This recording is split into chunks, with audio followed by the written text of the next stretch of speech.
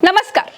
हिंदुओं के धार्मिक कार्यक्रमों में हमने हिंदुओं को मस्जिदों पर और मुस्लिमों के घर पर चढ़कर झंडे उतारते देखा है। क्या किसी मुस्लिम यात्रा के दौरान किसी मुस्लिम को आपने हिंदू मंदिर की प्राचीर पर चढ़कर झंडे उतारते देखा है, झंडे नोचते देखा है? नहीं ना।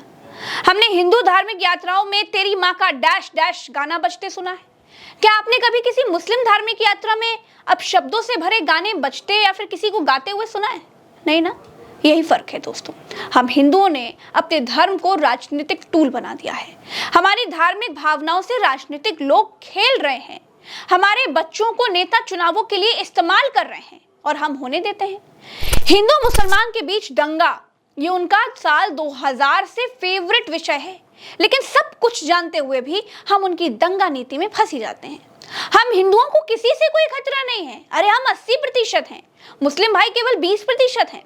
इसीलिए अल्पसंख्यक कहे जाते हैं ना। हमें इस बात से डराया जाता है कि अगर वो हमारे बराबर हो जाएंगे तो हम खतरे में आ जाएंगे, और हम हिंदू इस बात से डर भी जाते हैं और इसी डर में जी रहे हैं। एक पार्टी ने कह दिया कि भैया हिंदू खतरे में है, और हमने मान भी लिया, और हमें खतरे में होने का एहसास कराने के लिए ही वो दंगा करवाते हैं। दोस्तों, एक बात आप नोट कर लीजिए। ये बात मैं प्रज्ञा मिश्रा बड़ी जिम्मेदारी से कह रही हूँ। मैं लखनऊ में रहती हूँ। लखनऊ में दंगों का अपना इतिहास है। दंगे कभी होते नहीं हैं, दंगे करवाए जाते हैं, और दंगे रणनीति बनाकर कराए जाते हैं। क्या आपने कभी सोचा है कि क्यों हमेशा गोपाल मिश्रा जैसे गरीब घर के बच्चे ही धार्मिक यात्राओं में बवाल में मारे जाते हैं? क्यों किसी विधायक, सांसद, पार्षद या फिर किसी प्रधान का बेटा किसी मस्जिद पर चढ़कर झंडा उतारने के लिए नहीं होता? क्यों सांसद का बेटा किसी मुसलमान की छत पर झंडे उतारने के लिए नहीं चढ़ता? नहीं सोचा है तो सोचिए। भाजपा सरकार में ऊपर से लेकर नीचे तक धार्मिक आधार पर बंटवारे की लकीरें खींच दी गई हैं। पूरे भाजपाई कुएं में हिंदू मुसलमान की भांग पड़ी है, और आज मैं ये साबित कर दूंगी। आप सबसे पहले सबसे निचले पायदान पर खड़ी पुलिस को देखिए, सुनिए जरा, क्योंकि पुलिस वही बोलती है, वही कहती है, वही करती है जो उसे आदेश दिया जाता है। पुलिस के लिए एक जिले में रहने वाले लोग जनता ही होने चाहिए। भाजपा सरकार में पुलिस लोगों को मोहल्ले और उनके नाम से नहीं पहचान रही है, धर्म से पहचान रही है। पुलिस ने भी समाज को हिंदू इलाके और मुस्लिम इलाकों में बांट दिया है। महसी के महाराजगंज क्षेत्र में आज जब एक जुलूस एक मुस्लिम क्षेत्र में से एक मस्जिद के पास से निकल रहा था, वहाँ पे दोनों पक्षों के बीच में कुछ विषय को लेकर तकरार हुई, जिसमें दोनों पक्ष आमने सामने हुए। उसमें आपस में कुछ लोग उत्पात मचाने लगे, जिस घटनाक्रम में एक व्यक्ति को हिंदू पक्ष की तरफ से गोली लगी और बाद में उसकी मृत्यु हो गई। अब इन पुलिस से काम करवाने वाले भारतीय जनता पार्टी के विधायक की भाषा देखिए, और हिंदू मुसलमान करने का स्तर भी समझने की कोशिश करिए। ये भाजपा के विधायक शलभ मणि त्रिपाठी जी हैं। ये मेरे सीनियर पत्रकार हैं, अब भाजपा के विधायक हैं। इन्होंने मोहल्ले वाले हिंदू मुसलमान से ऊपर उठकर बहराइच के पत्रकारों को ही हिंदू और मुसलमानों में बांट दिया। एक सूची दिखाई, उसमें मुस्लिम पत्रकारों के नाम दिखाए और कहा कि इसीलिए सच बाहर नहीं आ पा रहा है। अब इनके ऊपर इनके बॉस योगी आदित्यनाथ के पास चलते हैं। ऊपर से लेकर नीचे तक सबकी भाषा एक जैसी सुनाई देगी। सबकी आवाजों में आपको हिंदू मुसलमान का नाद सुनाई देगा। योगी आदित्यनाथ कहते हैं कि बटोगे तो कटोगे, एक रहोगे तो नेक रहोगे। यह इशारा किसकी तरफ है? किसको एक रहने के लिए कहा जा रहा है? और लोकतंत्र में, भाजपा शासन में कानून के होते हुए कौन किसको काट सकता है? सरकार क्या भजिया तलने के लिए जनता ने बनाकर बिठाई है? ये नहीं कोई पूछता है, नहीं कोई सोचता है।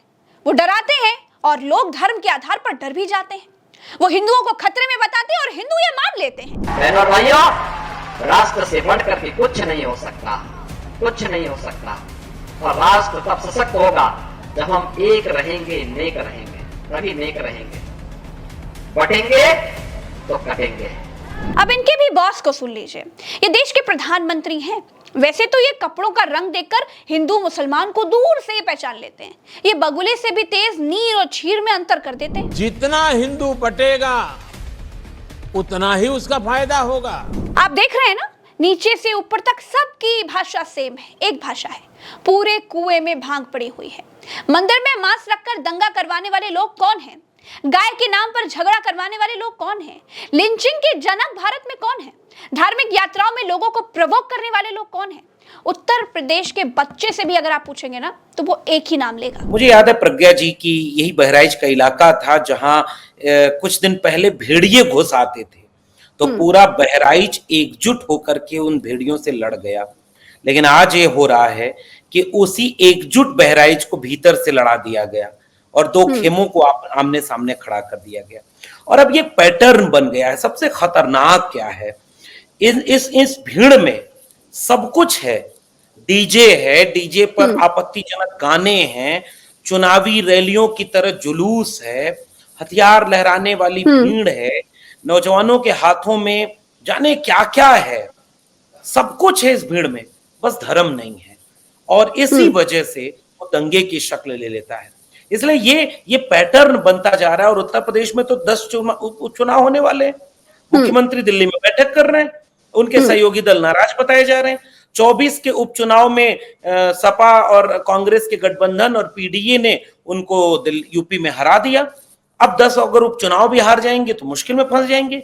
जनता ऑलरेडी उनसे नाराज है, महंगाई पर जवाब दे नहीं पा रहे, बेरोजगारी कुछ मिटा नहीं पा रहे, शिक्षा बर्बाद कर दी। इसलिए ये जो भीड़ बहराइच में दिखी वो बेरोजगारों की भीड़ थी, वो अशिक्षित लोगों की भीड़ थी, जिन्हें किसी ने समझाया कि हरे रंग का झंडा अगर दिखे तो उनके घर पर चढ़कर उसे फेंक देना, गालियां देना, उत्तेजक भीड़ में नारे लगाना और फिर ये कह देना कि पथराव हो गया। ये सब कुछ सियासत के तौर पे हो रहा है। इसके अलावा ऐसा कुछ भी नहीं है। जो मोहल्ला एक समय शांति से रहा हो, वो मोहल्ला किसी एक धर्म के जुलूस में अचानक आग में चला जाएगा। वो यूं ही नहीं होता अगर उसमें सियासत ना होती। तो ये शुद्ध तौर पे सियासी मामला है। आप सोच कर देखिए कि यही उत्तर प्रदेश के मुख्यमंत्री योगी आदित्यनाथ हैं। ये कहते थे कि उत्तर प्रदेश में कोई दंगा नहीं कर सकता। यही अमित शाह थे, ये कहते थे कि उत्तर प्रदेश में दूरबीन लेकर के भी कोई गुंडा दिखाई नहीं देता। तो फिर बहराइच का दंगा कैसे हो गया? क्या चुनाव से पहले दंगा होने दिया गया? दंगा सिर्फ एक दिन नहीं हुआ है, 2 दिन तक हुआ है। दूसरे दिन तो पुलिस शव यात्रा में साथ साथ चल रही थी, फिर भी दुकानें, शोरूम, अस्पताल फूंक दिए गए। फिर कहती हूं दोस्तों, होशियार रहिए। सियासत के लिए नेता एक नहीं अनेक गोपाल मिश्राओं को टूल बनाकर कुर्बान कर सकती है। इस वीडियो में इतना ही, चलते हैं। चैनल को सब्सक्राइब करिएगा, वीडियो को दूर दूर तक शेयर करिएगा ताकि सच सबको पता चले, लोगों की आंखें खुल जाएं। राम राम, दुआ सलाम, जय हिंद, नमस्कार।